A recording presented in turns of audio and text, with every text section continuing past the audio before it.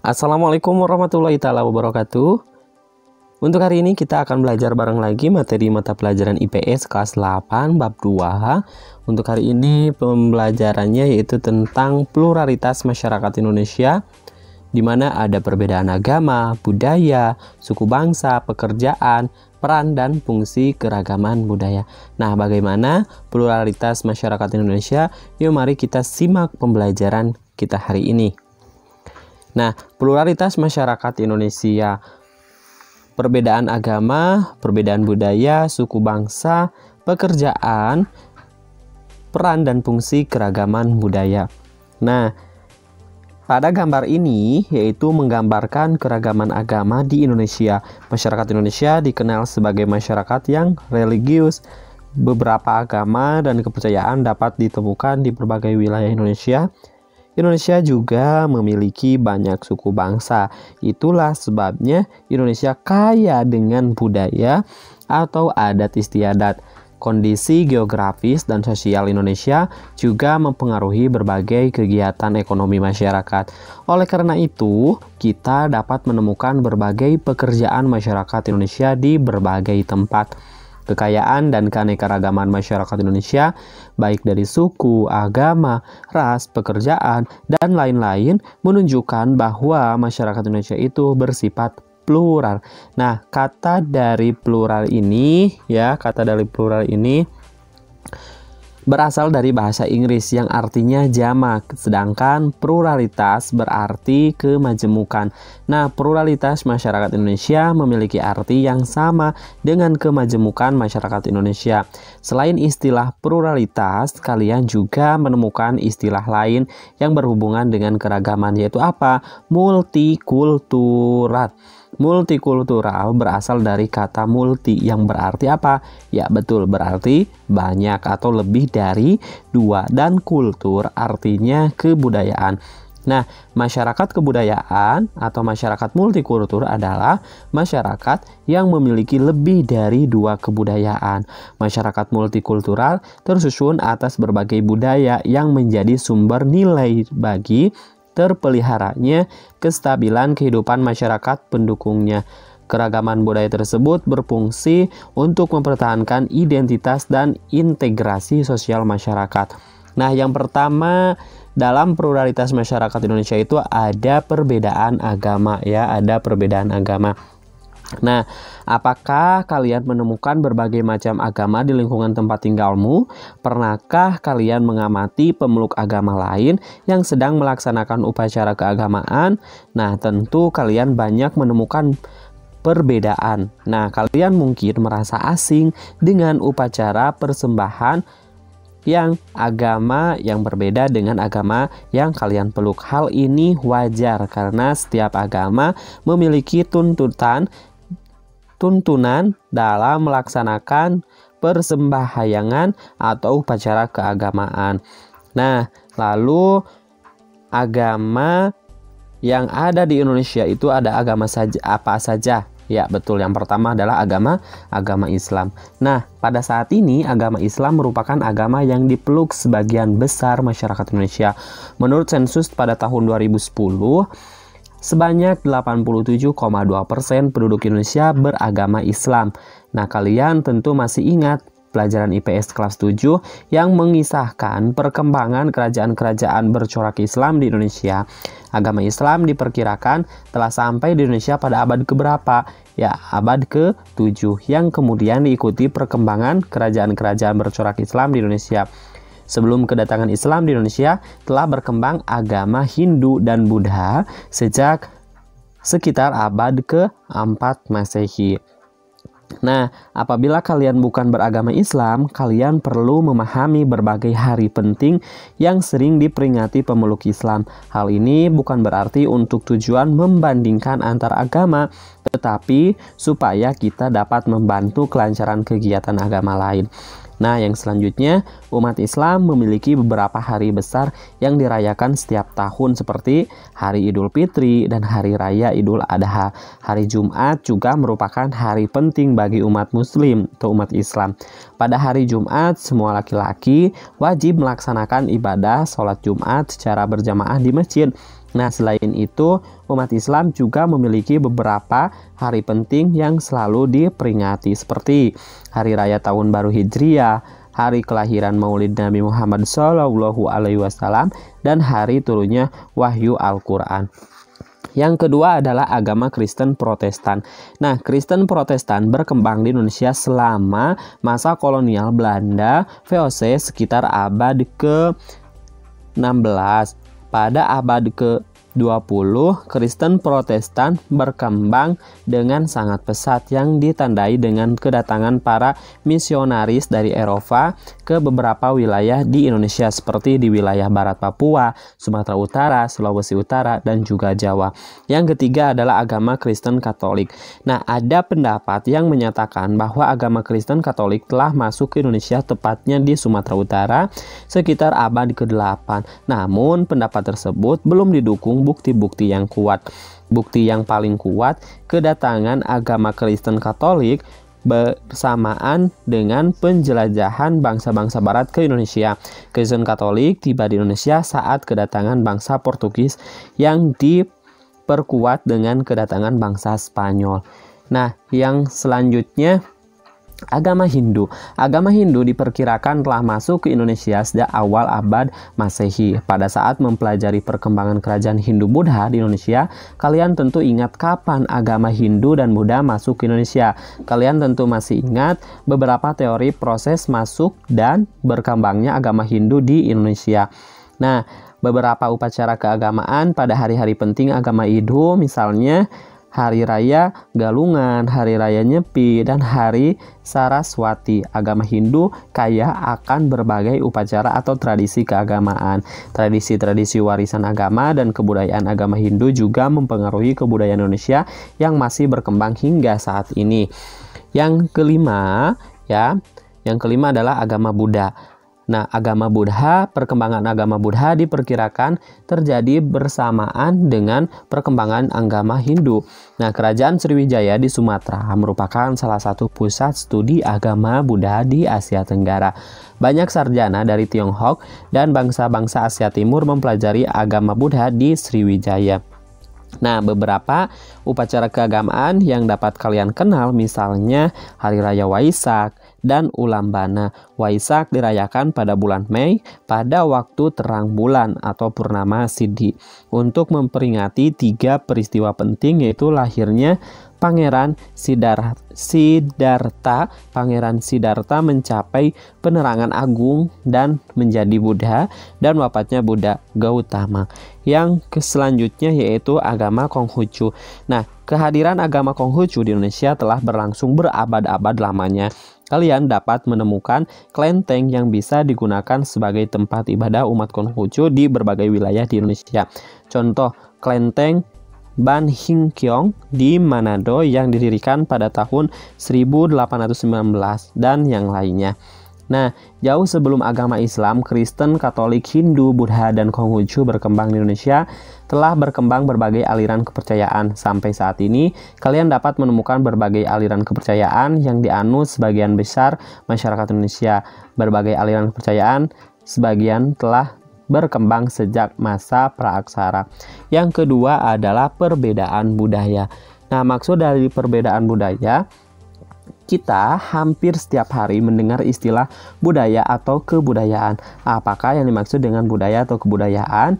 Nah, menurut Kuntradiningrat tahun 1996 menjelaskan bahwa kata kebudayaan berasal dari Sangsakerta budaya yang merupakan bentuk jamak dari budi yang berarti budi atau kekal. Kultur adalah kata asing yang berasal dari kata bahasa Latin cors yang berarti mengolah atau mengerjakan dan terutama berhubungan dengan pengolahan tanah atau bertani, memiliki makna yang sama dengan kebudayaan yang kemudian berkembang, maka maknanya menjadi segala daya upaya serta tindakan manusia untuk mengolah tanah dan mengubah alam. Nah, yang selanjutnya yaitu ada bagaimana cara melihat hasil-hasil kebudayaan atau hasil-hasil budaya. Nah, kalian perlu memahami wujud kebudayaan agar lebih mudah memahami berbagai hasil budaya manusia. Menurut sosiolog J.J. Hoffman, terdapat 3 wujud budaya, yaitu gagasan, tindakan, dan juga karya. Nah, maksud dari gagasan, wujud ideal kebudayaan merupakan kebudayaan yang berbentuk kumpulan ide, gagasan, nilai, norma, peraturan, dan sebagainya yang sifatnya abstrak atau tidak nyata, tidak dapat diraba ataupun disentuh. Nah, yang dimaksud dengan aktivitas atau tindakan yaitu wujud kebudayaan sebagai suatu tindakan berpola dan manusia dalam masyarakat yang disebut juga dengan sistem sosial. Sistem sosial ini terdiri dari aktivitas-aktivitas manusia yang saling berinteraksi, mengadakan kontak secara bergaul dengan manusia lainnya menurut pola-pola tertentu berdasarkan adat tata kelakuan. Nah, sifatnya konkret, terjadi dalam kehidupan sehari-hari serta dapat diamati dan didokumentasikan. Nah, yang selanjutnya itu adalah artefak atau disebut juga dengan karya. Nah, artefak adalah wujud kebudayaan fisik yang berupa hasil dari aktivitas, perbuatan, dan karya semua manusia dalam masyarakat berupa benda-benda atau hal-hal yang dapat diraba, dilihat, dan didokumentasikan. Sifatnya paling nyata dibandingkan 2 wujud kebudayaan yang lain, yaitu wujud kebudayaan yang lain tadi adalah gagasan untuk wujud ideal dan aktivitas atau juga tindakan. Nah, yang selanjutnya, apa sih yang mempengaruhi perbedaan budaya masyarakat Indonesia? Banyak hal yang mempengaruhi perbedaan budaya masyarakat Indonesia. Yang pertama adalah perbedaan lokasi. Nah, kalian bandingkan bentuk rumah asli masyarakat Jawa dan Kalimantan. Perbedaan kondisi alam di Jawa dan di Kalimantan menyebabkan perbedaan hasil kebudayaan berupa rumah. Kalian juga dapat mengamati berbagai kerajinan yang dibuat di masyarakat pegunungan dengan kerajinan yang dibuat masyarakat pesisir. Yang kedua yang dapat mempengaruhi perbedaan budaya masyarakat Indonesia itu adalah perbedaan agama atau keyakinan. Nah, agama Hindu dan Buddha banyak meninggalkan hasil kebudayaan berupa patung dan relief pada dinding-dinding candi. Hal ini tidak dapat dipisahkan dari sistem kepercayaan Hindu-Buddha yang menjadikan candi sebagai salah satu tempat suci. Relief pada dinding-dinding candi Hindu-Buddha biasanya juga mengandung berbagai ajaran untuk umatnya. Nah, pada masa perkembangan kerajaan Islam, hasil seni bangunan dan ukir relief patung bergeser menjadi seni ukir kaligrafi dan bangunan masjid. Selain kedua hal tersebut, perbedaan budaya yang disebabkan faktor-faktor lain seperti adat istiadat, kebiasaan, dan tradisi. Jadi, sekali lagi, yang dapat mempengaruhi perbedaan budaya masyarakat Indonesia selain dari perbedaan lokasi, perbedaan agama atau keyakinan, yaitu seperti adat istiadat, kebiasaan, dan tradisi. Nah, yang ketiga adalah perbedaan suku bangsa. Yang ketiga adalah perbedaan suku bangsa. Bangsa Indonesia memiliki lebih dari 300 kelompok etnik atau suku bangsa. Suku Jawa adalah kelompok suku terbesar di Indonesia dengan jumlah mencapai 41% dari total populasi. Sebagian besar suku Jawa tinggal di Pulau Jawa, terutama Jawa Tengah, Jawa Timur Nah, banyak dari anggota suku ini telah bertransmigrasi dan tersebar ke berbagai pulau di Nusantara, bahkan bermigrasi ke luar negeri. Suku Sunda, suku Melayu, suku Madura secara berurutan adalah kelompok terbesar berikutnya di negara ini. Nah, yang selanjutnya yaitu perbedaan pekerjaan. Nah, maksud dari perbedaan pekerjaan bahwasanya pekerjaan itu merupakan salah satu bentuk kegiatan ekonomi yang dilakukan masyarakat untuk memenuhi kebutuhan. Nah, pada saat ini kalian dapat menemukan berbagai jenis pekerjaan baik sektor formal maupun sektor non-formal. Pekerjaan sektor formal adalah berbagai pekerjaan yang dijalankan oleh pelaku usaha resmi baik pemerintah maupun swasta. para karyawan, perusahaan, pegawai kantor bank, pegawai pemerintah, dan guru merupakan contoh pekerjaan pada sektor formal. Sedangkan pada jenis pekerjaan formal ini, individu terikat secara langsung oleh sistem yang berlaku. Dengan demikian, mereka bekerja penuh dengan aturan yang mengikat. Nah, itu adalah sistem perbedaan pekerjaan yang bersifat formal. Nah, kondisi tersebut berbeda dengan pekerjaan pemilik bengkel, petani, penjual di pasar, dan pelaku usaha mandiri lainnya. Mereka bekerja secara mandiri, tak tergantung pada pihak lain. Sebagai contoh, pekerjaan sebagai pedagang bakso keliling sangat tergantung pada pedagang tersebut. Apabila ingin libur, ia dapat libur sewaktu-waktu. Hal ini berbeda dengan orang yang bekerja sebagai karyawan perusahaan atau lembaga pemerintahan.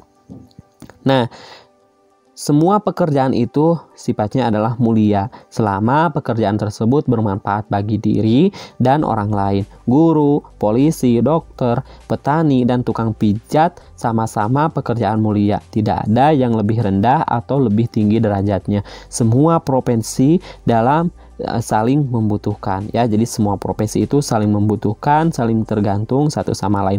Tanpa guru tidak akan ada polisi dan dokter. Tanpa petani, tukang pijit, dan polisi dapat mengalami kelaparan. Demikian seterusnya. Rantai kehidupan manusia tersusun sedemikian rupa sehingga saling membutuhkan. Nah, yang terakhir yaitu peran dan fungsi keragaman budaya. Nah, yang terakhir yaitu peran dan fungsi keragaman budaya. Nah, maksudnya pada gambar tersebut ya tentang tarian kecak dan tarian saman, keduanya adalah contoh tarian daerah di Indonesia. Kalian tentu menemukan berbagai tarian di lingkungan tempat tinggalmu. Indonesia memiliki lebih dari 100 tarian daerah yang tersebar di seluruh Nusantara. Kekayaan tersebut menggambarkan keberagaman budaya Indonesia. Tarian daerah sebagai salah satu kekayaan seni budaya bangsa Indonesia menjadi salah satu daya tarik bangsa-bangsa asing. Kekayaan seni berupa tarian daerah menjadi salah satu daya pikat wisatawan baik domestik maupun mancanegara. Apakah kalian pernah menyaksikan tarian kecak di Denpasar, Bali? Nah, setiap hari ratusan wisatawan asing menyaksikan tarian kecak di panggung kesenian. Contoh di atas merupakan salah satu contoh peran dan fungsi tarian daerah dalam pembangunan nasional. Apa peran dan fungsi lain tarian daerah dari berbagai pembangunan nasional? Nah, tarian daerah bukan hanya sekedar untuk dilihat tetapi juga mengandung makna yang sangat penting bagi bangsa Indonesia. Tarian daerah di Indonesia merupakan ekspresi jiwa masyarakat Indonesia. Tarian tersebut menggambarkan nilai-nilai penting yang dapat menjadi inspirasi dan teladan bagi masyarakat masa sekarang. Seni tari Indonesia mengandung banyak nilai moral dan keagamaan yang menjadi pedoman bagi perilaku Indonesia. Nah, ada beberapa peran ya dan fungsi keragaman budaya dalam pembangunan nasional sebagai berikut. Yang pertama adalah sebagai daya tarik bangsa asing. Maksudnya sebagai daya tarik bangsa asing itu adalah Indonesia adalah salah satu tujuan wisata dari berbagai negara. Salah satu daya tarik wisatawan mancanegara adalah kekayaan budaya bangsa Indonesia. Yang kedua adalah mengembangkan kebudayaan nasional. Nah, kebudayaan nasional adalah puncak dari kebudayaan daerah. Kebudayaan daerah akan memperkaya kebudayaan nasional. Apa yang dimaksud dengan kebudayaan nasional? Kebudayaan nasional merupakan suatu kebudayaan yang didukung oleh sebagian besar warga suatu negara dan memiliki syarat mutlak bersifat khas dan dibanggakan, serta memberikan identitas terhadap warganya. Nah, budaya nasional adalah budaya yang dihasilkan oleh masyarakat bangsa tersebut sejak zaman dahulu hingga kini sebagai suatu karya yang dibanggakan, yang memiliki kekhasan bangsa tersebut dan memberi identitas warga serta menciptakan suatu jati diri bangsa yang kuat. Nah, apa sih contoh dari budaya nasional tersebut? Nah, pakaian batik merupakan salah satu contoh budaya nasional. Batik adalah hasil dari budaya lokal. Beberapa daerah di Indonesia dapat menciptakan batik dengan corak khas yang berbeda-beda. Batik kemudian diangkat menjadi salah satu pakaian nasional. Dengan demikian budaya lokal menjadi budaya nasional. Yang selanjutnya yaitu tertanamnya sikap toleransi. Nah, maksud dari tertanamnya sikap toleransi, kekayaan budaya bangsa Indonesia merupakan tantangan untuk bersikap toleran. Keragaman budaya yang dimiliki bangsa Indonesia semakin menambah kesadaran masyarakat bahwa pada hakikatnya manusia memiliki perbedaan, ya. Nah, oleh karena itu perbedaan kebudayaan adalah hal biasa, tidak perlu dipertentangkan. Setiap budaya ingin dikembangkan, perlu sikap saling mendukung serta kebersamaan dalam upaya mengembangkan kebudayaan. Kebudayaan Indonesia bukan milik satu suku bangsa, tapi milik seluruh rakyat Indonesia. Yang selanjutnya adalah saling melengkapi hasil budaya. Nah, kebudayaan sebagai hasil pemikiran dan kreasi manusia tidak pernah sempurna. Keanekaragaman budaya di Indonesia justru memberikan kesempatan untuk saling mengisi. Seperti contohnya adalah masyarakat Indonesia di berbagai daerah memiliki berbagai corak seni bangunan, lukis, kain tenun, dan sebagainya. Nah, yang terakhir adalah mendorong inovasi kebudayaan. Inovasi kebudayaan merupakan pembaharuan kebudayaan untuk menjadi lebih baik. Sebagai contoh, kebudayaan berupa teknologi pertanian yang telah diwariskan nenek moyang. Setiap masyarakat memiliki cara bercocok tanam yang kadang berbeda. Perbedaan ini tentu didasari sebagai alasan. Ya, berbagai alasan. Tentunya setiap kelompok masyarakat melakukan interaksi yang berpengaruh pada cara berpikir dan hasil kebudayaan. Nah, itulah hasil komunikasi cara bertani yang menghasilkan cara baru dan khas dalam pertanian. Interaksi itu bersifat khas dan unik. Oleh karena itu, pola cocok tanam yang dihasilkan juga khas dan unik. Sampai ketemu di video pembelajaran selanjutnya. Kami akhiri. Assalamualaikum warahmatullahi wabarakatuh.